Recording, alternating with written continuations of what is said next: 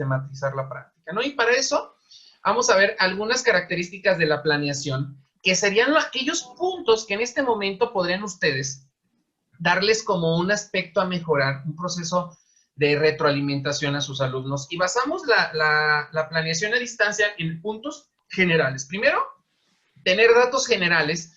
Esto también surgió de la necesidad de en una sola hoja tener, que el alumno o el padre de familia tenga toda la información, porque también tenemos niños que no tienen acceso a Classroom. Entonces, desde un solo formato, porque yo vi en algunas escuelas que las maestras les decían, pues mándenos y aquí les imprimimos a los niños, y luego ya dijeron, ya se nos acabó el tóner, porque mandaban los PowerPoints, así súper bonitos, súper, con muchos gráficos y muy padres, y se acabó el tóner y entonces entró otra dificultad, ¿no? El tema de los recursos. Entonces, diseñamos esto en una sola hoja, está todo lo mínimo indispensable que tiene que tener una planeación a distancia pensada, ¿de acuerdo? En el alumno, pensada en el alumno, ¿no? Pensada no tanto en los, por ejemplo, algo bien interesante que se me hace con algunas zonas, ninguna de las zonas que está aquí, ninguna de las direcciones que están aquí, son estos casos malos que voy a mencionar. Todos ustedes muy bien. Pero en algunas zonas o en algunas escuelas, en el tema de, vamos a pasar de hecho al siguiente, ¿no? Los componentes curriculares o los elementos curriculares desde el modelo que está en ustedes, les piden estándar, competencia, ámbito, antes aspecto, ¿no? Competencia para la vida, rasgo de perfil de egreso. Y yo les decía, oye, ¿eso para quién es? No, pues es que tiene que estar ahí, le digo, no, pues para el maestro tiene que, o sea, esta es para el maestro y no tiene que tener toda esa organización. Tenemos que entenderla, tenemos que comprender que ese aprendizaje le abona a una competencia, que esa competencia le abona a un ámbito del perfil de egreso y que ese ámbito del perfil de egreso va a desarrollar las competencias para la vida. Sí tenemos que hacer y tener esa comprensión de la educación como algo más amplio y más global, más allá de nuestra actividad o de nuestra práctica para ese alumno, ¿no? O en esta secuencia didáctica, en esa situación de aprendizaje o en ese proyecto. Pero para cuestiones prácticas no tiene que tener todo eso. Para eso está su programa de estudios. Entonces, los queremos que te haga planeación y además otra organización curricular.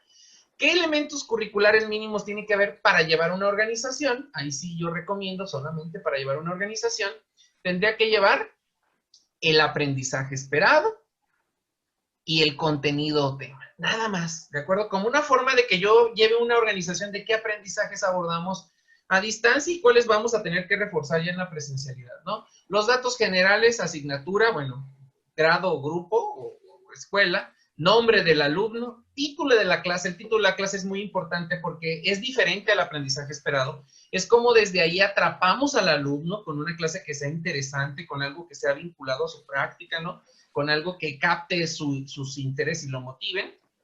Esto es importante porque muchos de los que están trabajando ahorita son los padres de familia, instrucciones para el padre de familia, recursos que se requieren para la actividad, es decir, los recursos que el padre tiene que tener para la actividad. No, ayer yo estaba pariendo chayotes, como dicen en mi rancho, porque la maestra nos pidió para hoy, la maestra de mi hija, elementos para hacer seriación, botones o corcholatas. Pues ahí andaba yo, me tuve que tomar un 6 de cervezas para juntarle todas las corcholatas a mi hija, porque si no, no iba a poder hacer su actividad. No, no se ¡Ay, qué sufrido! Me hubieras pero con invitado tal de para pensando en la juntarlas educación más de niñas de rápido. todo, ¿verdad? Y Sí, luego, la maestra tan comprensiva. Un ejemplo, un ejemplo. para un botón de ejemplo, Qué ¿verdad? papá Sí, tan dale botón. responsable. Entonces, esas son como cuestiones que Eso son valía más. importantes, porque luego lleva la videollamada, y también nos ha pasado, ¿no? ¿Qué vamos a necesitar en la videollamada? No, pues harina. Pues ahí córrele a la tienda por la harina, y mientras tanto la niña ahí jugando con el agua y con otras cosas. Entonces, ¿qué recursos tiene que tener para la actividad, no? Esto es para los padres de familia y para el tema de los maestros, de los niños. Entonces ya vienen las instrucciones, ¿no? Instrucciones para el alumno y tiene que ver con una situación, todo, problema, reto o secuencia didáctica o situación de aprendizaje, partir de una situación cotidiana, ¿no? ¿Cuál es la introducción al tema? ¿Cómo nosotros vamos dándole algunos elementos que le den un norte de lo que vamos a trabajar? Si requiere el alumno algún ajuste razonable o alguna actividad diferenciada, esto es importante para el tema de la inclusión. Recuperar saberes previos es un momento fundamental en todo el proceso, tanto de adultos, si se fijan, nosotros siempre recuperamos saberes previos cuando abordamos un contenido declarativo, y es muy importante porque es el punto de partida, ¿no? Entonces nosotros plantearle algunas preguntas que nos ayuden a explorar y saber qué es lo que saben nuestros alumnos, buscar en diversas fuentes de información o emplear diversos procedimientos dependiendo del aprendizaje esperado, las actividades y los productos a realizar, que no sean tantos, que sean viables hacer en casa, que no requieran tanto. Importantísimo, un instrumento de evaluación que sea una rúbrica o una lista de cotejo. ¿Por qué recomendamos que sea rúbrica o lista de cotejo? Porque de ahí en más, cualquier otro instrumento va a dejar solo al niño con el papá para hacer la actividad. Y la rúbrica y la lista de cotejo son dos instrumentos muy potentes porque al mismo tiempo que evalúan, enseñan, te van diciendo qué tiene que hacer, qué se espera del producto y qué se va a hacer. Entonces, desde aquí tenemos que ir orientando al alumno, al padre de familia, para decirle qué es lo que esperamos, cuál es la expectativa de logro de ese producto o de esa actividad, ¿no? Y una preguntita, alguna actividad de cierre. Si se fijan, todas las planeaciones actualmente, lo que se visualizamos, es que todas se centraron nada más en esto. Productos o actividades a realizar. Nada más. Entonces, les mandábamos al niño, realiza un mapa, realiza una receta, haz un agua de limón, pero sin un proceso, que es el gran fracaso de la educación a distancia, esas pautas que hacíamos para preparar para el aprendizaje y para cerrar el aprendizaje y para evaluar el aprendizaje. Entonces, nosotros lo que hicimos, y lo hicimos de manera como emergente, porque pues lo que queríamos eran actividades y órale, ¿no? Ahora lo que nosotros buscamos y que ustedes deberían de hacer como autoridades, es decir, está muy bien, ya usas Classroom, ya les pusiste actividades a tus alumnos, ya les pusiste algún video, ahora parte, ¿no? Haz una introducción al tema. Aló, te traigo un jueguito. Ahora recupera saberes previos, ¿no? Ahora, ¿de acuerdo? Vamos a mutear. Ahora, diseña un instrumento para esa actividad o ese producto. Y ahora haz una pregunta de cierre. Todo este proceso, si lo hacemos, así sea proyecto, secuencia, situación, taller o cualquier metodología que yo esté reto o problema, va a dar un proceso de enseñanza-aprendizaje más completo, ¿de acuerdo? Con más pautas. Si no recuperamos saberes previos, el aprendizaje se pierde y se va. Si no cerramos la clase, es como no cerrar la puerta, el aprendizaje no se afianza y no le decimos al alumno qué era lo importante de aprender de todo este proceso, ¿no? Bueno, ¿dudas en esta parte, maestros, maestras? Para pasar al tema de las instrucciones para retroalimentar. Nos faltan las instrucciones para retroalimentar. Como no hay dudas, entonces lo voy a seguir. Entonces, ya cuando tenemos esto, si se fijan, para todo esto no hemos mencionado para nada la tecnología. ¿De acuerdo?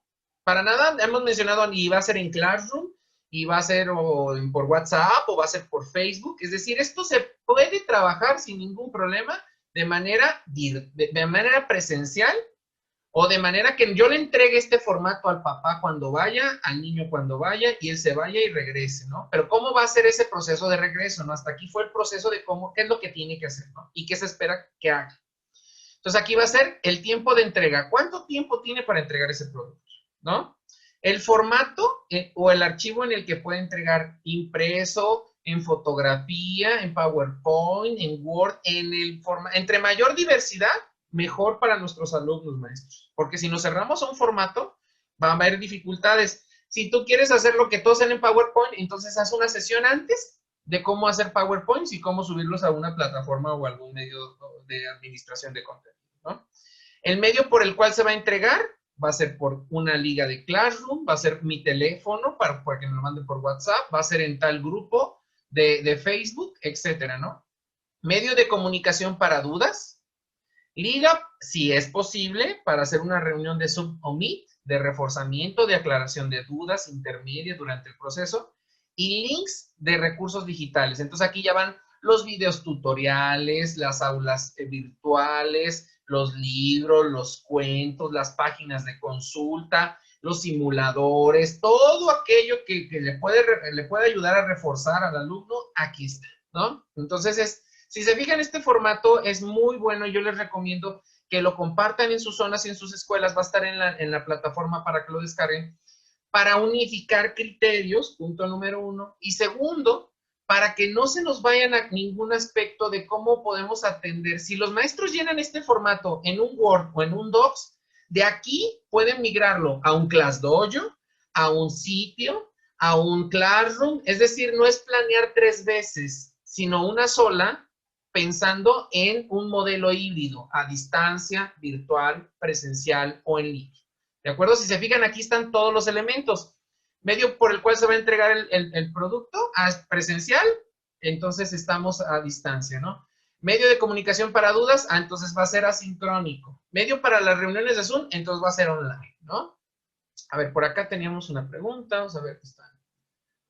Maestro, sobre los ajustes razonables, ¿a qué, aunque sea dirigido a los alumnos con rezago, se incluye en un mismo documento, se personalizan? En este caso sería diferente, muy buena pregunta, porque sí sería específico para algún alumno, ¿de acuerdo? Entonces sí tiene que ver con que un alumno le hagamos todo este diseño, pero lo quisimos incorporar aquí para no dejar fuera a los alumnos que requieren algún ajuste o alguna actividad diferenciada, ¿no? Como eso no lo perdamos de vista, tenemos que atender a todos, pero en especial a ellos. Muy buena pregunta, maestro. ¿De acuerdo? Ok, no sé si tengan dudas con este formato, maestros, maestras.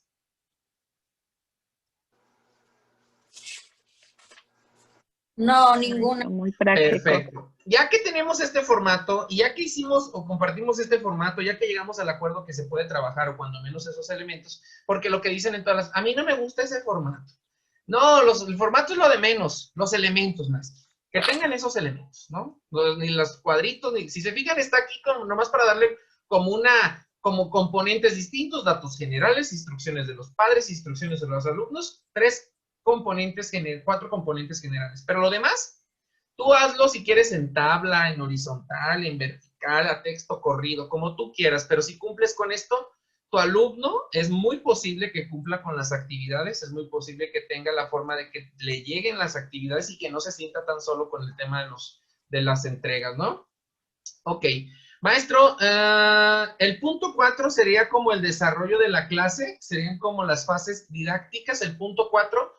Más bien sería 1, 2, 3, sí, el punto 4. Instrucciones para el alumno serían los elementos mínimos indispensables, sin pensar en una metodología como tal, ¿no? Estamos pensando en la posible variedad de metodologías porque el trabajo por proyectos tiene sus fases, el aprendizaje basado en retos tiene sus pautas, ya lo vimos en otro curso, la secuencia didáctica tiene sus momentos también, la situación de aprendizaje, el taller, etc.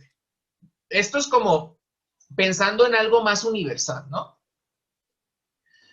Bueno, ¿qué tendría que ser después ya que hice esto? Pues mi estrategia de seguimiento tendría que basarse en evidencias, recuperar evidencias. Qué bueno que lo que plantearon en la pregunta número 1, que sería muy interesante tomar de muestra algún trabajo de algún alumno en Classroom, ¿de acuerdo? Y sobre ese contrastarlo con la planeación, contrastarlo con los elementos que tiene la planeación en Classroom, las actividades en Classroom, y con base en eso, y este formatito decirle, ¿quedaría mejor tu Classroom si agregaras, pues, una sesión de Zoom, links de videos, links de simuladores, ¿no?